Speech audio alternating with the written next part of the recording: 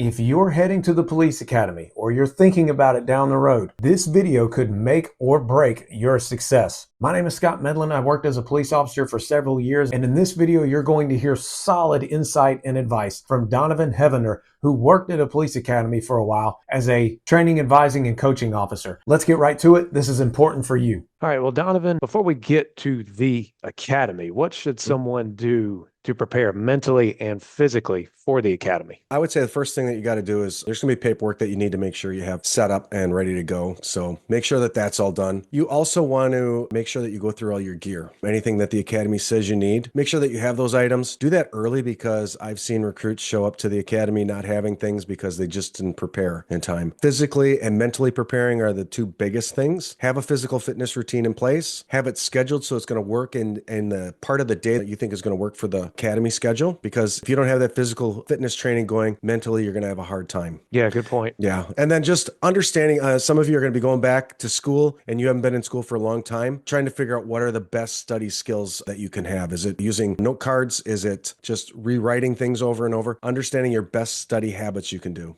Outstanding. And then I know we can't speak for every police academy across the country. There's so many of them, but overall, I think there's like something that all of them cover on the first week. What should someone expect that first week at an academy? First week is generally going to be an orientation. They'll have a little forgiveness for you, but they might be a little rough on you too, because they want to get you prepared for the weeks and weeks of mental stress that you're going to be going under. There'll be some paperwork. They may do some physical fitness assessments. Some academies will make you do either, some of them have you do one that's a test that you have to pass. Others will set it as, hey, this is where you started at. And then at the end of the academy, you have to improve so much, but also expect some sort of team building exercises. Those team building exercises is to bring your class together and start working on that mental toughness that you're going to need, not only in the academy, but when you get out on the road. And finally, inspections are a big thing. A lot of academies want your uniforms to look very specific way, that your boots are shined and that you're always prepared for duty, just like you would when you hit the road as an officer. So those are the things that you should be prepared for the first week. Solid advice. So when it comes down to it, someone's prepared, they're ready, and they've gone through the first week. As the academy goes on, what separates the successful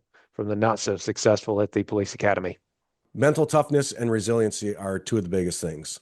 You're going to have TAC officers or your training instructors nitpicking everything you're doing. And you got to have that mental toughness to be open for critiques, learn from your mistakes, and be able to take that feedback that you get and put it into play every time you move on in the academy. There are some people who they don't like to be critiqued. They don't like to make mistakes, and you're not going to be successful that way in the academy. But you also have to look at teamwork. Teamwork's a big thing as well. For you to be successful, you've got to look to the weakest person in your class and help them out so that you as a class can succeed, because there may be an area that you're going to struggle in and someone's going to need to reach out to you. So showing that you're willing to be that team player is going to help you down the road. And discipline's always another big thing. Make sure that you're sticking to the schedule you have. Those that get there early, just stick to a schedule, stay to it, and make sure that you follow through with everything that you're doing. Yeah, absolutely. And doing the right thing when nobody's watching, and do things that are important that you don't always feel like doing, like studying. Right. That was my hardest thing, where I was like, man, I got to put some discipline here and actually study again. Yeah. You hit on mistake, to which if someone doesn't like to be critiqued, and if someone thinks that, well, they can't make mistakes, that's like, you can't think that way because you're going to make mistakes. However, what are some of the common mindset mistakes that people make in the police academy? I would say a big one is a recruit coming in and being cocky. Not confident, cocky. Right. I know there it. is a I've done difference. it. Yeah, I know it. I've done it. I've been a security officer. I've been in the military. It's completely different when you go to the police academy. So just don't go assuming that you're going to know everything. And then also underestimating the physical demands that are placed on you in the academy. We talk about keeping your body healthy, doing a physical routine, whether it's cardio, lifting weights, but that physical fitness is also going to help you mentally, because it is a mental strain on you as well. Day in and day out, you're being critiqued, and that does have a draw on your system. So having that physical fitness is going to keep you energized through that day. But taking criticism is another big thing. When we have scenarios going on for recruits, we don't expect them to knock it out of the park. We expect them to have mistakes. We learn from our mistakes. I always say we learn from our failures. I don't want anyone to fail, but when we're in a practice scenario, I want you to fail so that you can learn from that mistake and do better next time. Definitely. Are there any common misconceptions people have about the police academy once they get there or they're going through it? Some people will say, hey, I'm in shape.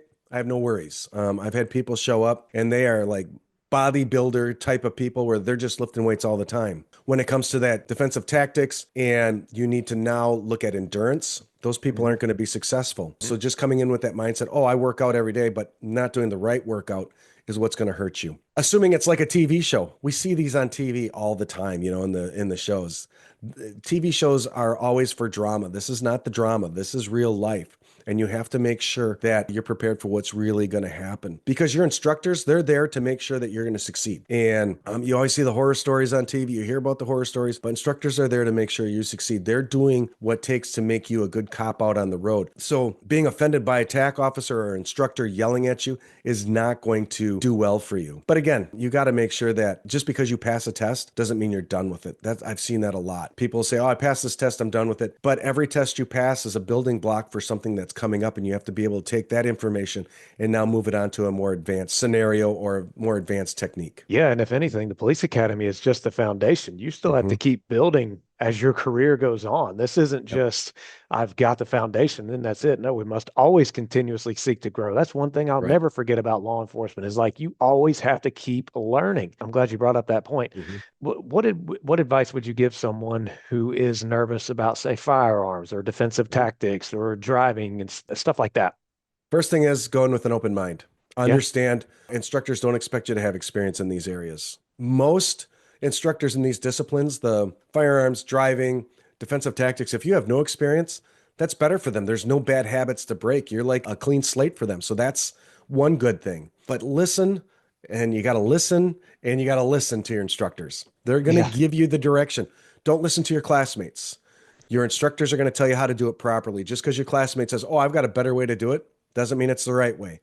Listen to your instructors. The other thing is people coming into these areas of firearms and defensive tactics, they feel they need to go fast right away. And those who've been in law enforcement for a long time know you start off slow and keep perfecting that task or that technique that they're teaching you. Keep doing it at a slow pace. That will perfect it so that then you can move on to a very quick pace as you move through it. So you'll see starting slow will get you speed down the road. And smooth as fast. Yeah. And the last thing is, and I've seen this a lot, people who struggle with firearms, all of a sudden they're asking, hey, can you go out to the firing range with me this weekend? Just asking a buddy. It's not going to do you any good. They're going to teach you wrong habits. So stick with the training. Listen to what your instructors have. They're going to get you through it.